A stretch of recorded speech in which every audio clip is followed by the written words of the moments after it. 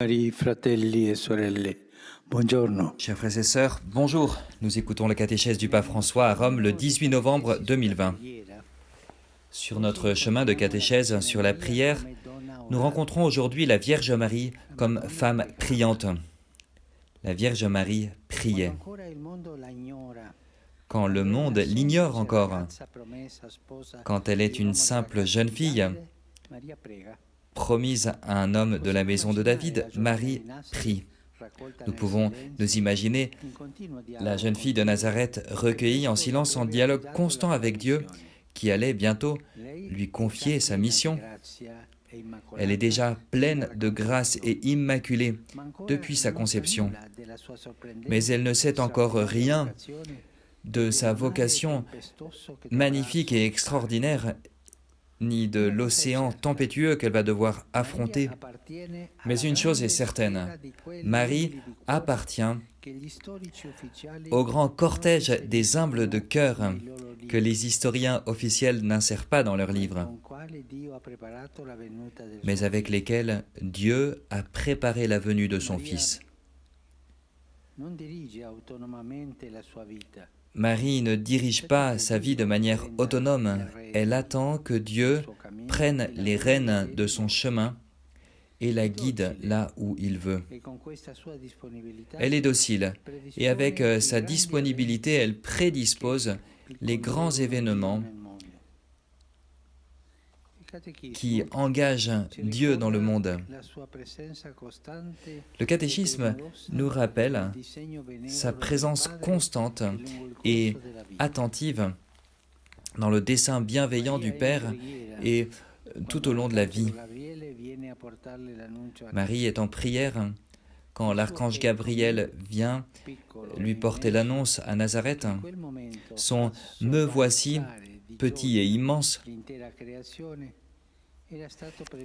qui fait éclater de joie toute la création, a été précédé dans l'histoire du salut par de nombreux autres « me voici », par de nombreuses obéissances confiantes, de nombreuses disponibilités à la volonté de Dieu. Il n'y a pas de meilleure manière de prier que de se mettre comme Marie, en attitude d'ouverture, un cœur ouvert à Dieu. Seigneur, ce que tu veux, quand tu le veux et comme tu le veux. Un cœur ouvert à la volonté de Dieu. Et Dieu répond toujours. Combien de croyants vivent ainsi leur prière? Ceux qui sont le plus humbles de cœur prient ainsi, avec humilité, et avec une humilité essentielle, dirions-nous, une humilité simple. Seigneur, ce que tu veux, quand tu le veux et comme tu le veux. Et ceux-ci prient de cette manière sans se mettre en colère quand les journées sont remplies de problèmes, mais en affrontant la réalité et en sachant que dans l'amour humble, dans l'amour offert dans chaque situation, nous devenons des instruments de la grâce de Dieu. Seigneur, ce que tu veux, quand tu le veux et comme tu le veux. Une prière simple, mais c'est de mettre notre vie dans les mains du Seigneur, que ce soit lui qui nous guide. Nous pouvons tous prier de cette manière, presque sans parole.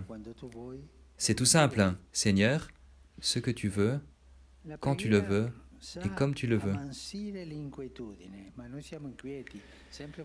La prière sait calmer l'inquiétude. Quand nous sommes inquiets, quand nous sommes agités, nous voulons toujours les choses avant de les demander même. Nous les voulons tout de suite.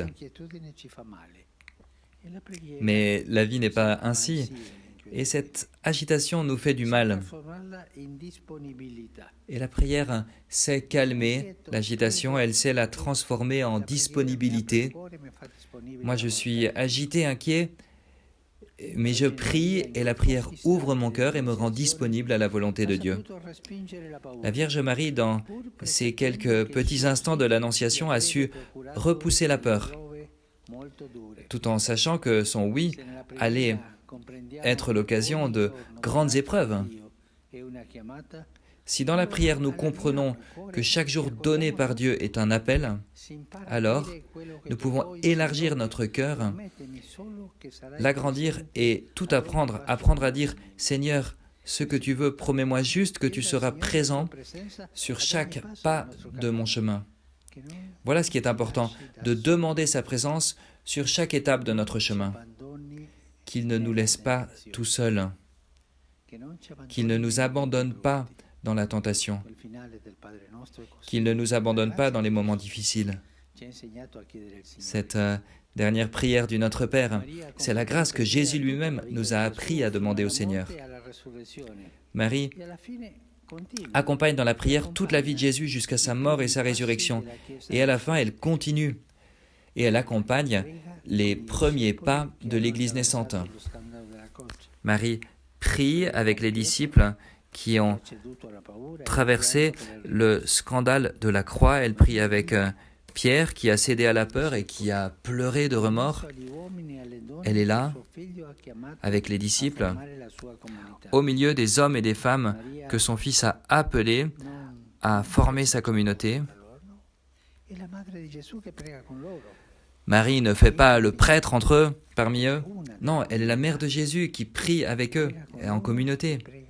Comme une membre de la communauté, elle prie avec eux et elle prie pour eux. Et à nouveau, sa prière précède le futur qui est sur le point de s'accomplir. Par l'œuvre de l'Esprit Saint, elle est devenue mère de Dieu et par l'œuvre de l'Esprit Saint, elle devient mère de l'Église. Priant avec l'Église naissante, elle devient mère de l'Église. Elle accompagne les disciples dans les premiers pas de l'Église. La prière dans l'attente de l'Esprit Saint et ensuite dans les premiers pas, en silence, toujours en silence. La prière de Marie est une prière silencieuse. Il n'y a que l'Évangile. Dans l'Évangile,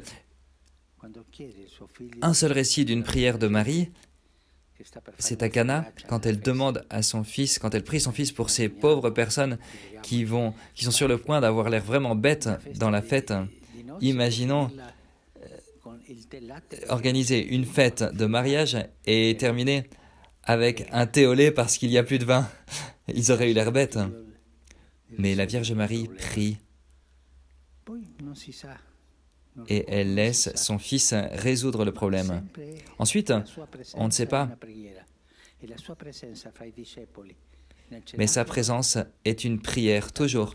Et sa présence parmi les disciples au Cénacle, en attendant l'Esprit Saint, elle est en prière. Et c'est ainsi que Marie enfante l'Église. Elle est mère de l'Église.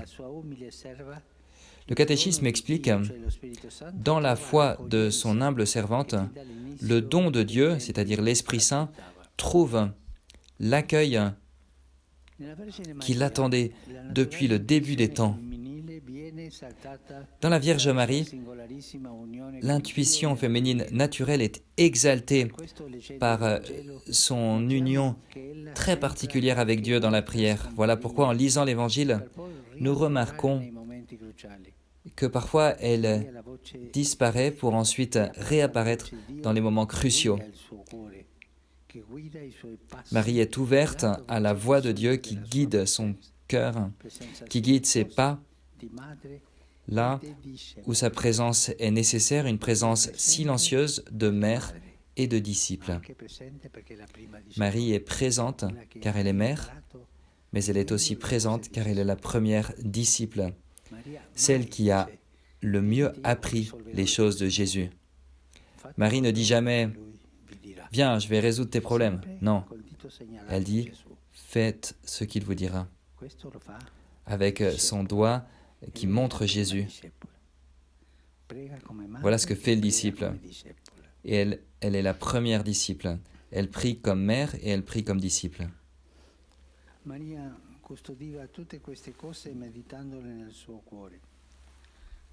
Marie gardait toutes ces choses en les méditant en son cœur. Voilà comment l'évangéliste Luc décrit la mère du Seigneur dans l'évangile de l'enfance. Tout ce qui lui arrive finit par avoir un reflet dans le plus profond de son cœur. Des jours pleins de joie, tout comme les moments de plus grande obscurité quand elle aussi a du mal à comprendre par quel chemin doit passer la rédemption. Tout se termine dans son cœur pour que ça puisse passer au filtre de la prière et en être transformé.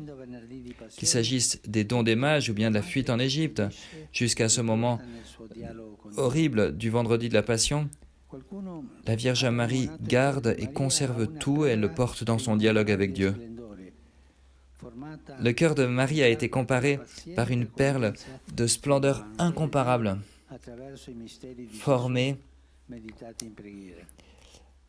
par la présence de la volonté de Dieu, méditée en prière. Ce serait beau si nous pouvions nous aussi ressembler à notre mère avec un cœur ouvert à la parole de Dieu, un cœur silencieux, un cœur obéissant, un cœur qui sait recevoir la parole de Dieu et la laisse grandir comme une semence dans le bien de l'Église. Merci.